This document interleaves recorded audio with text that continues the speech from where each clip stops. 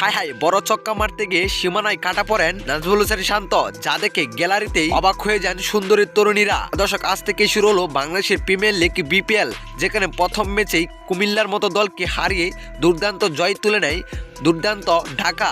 তাই আজ দ্বিতীয় ম্যাচে মুখোমুখি হয়েছেন সিলেট সানরাইজার্স ও চট্টগ্রাম চ্যালেঞ্জার্স, যেখানে প্রথমে ব্যাটিংয়ে নেমেছেন সিলেট সানরাইজার্স। দুর্দান্ত ব্যাটিং করছিলেন মোহাম্মদ মিঠুন ও নাজমুল হোসেন শান্ত।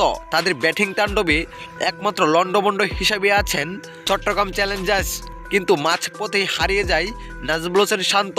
বড় ছক্কা মারতে গিয়ে সীমানায় কাটা পড়ে যান তিনি ফিরে যাওয়ার আগে 30 বলে 36 রানে দুর্দান্ত একটি ইনিংস খেলে গেছেন।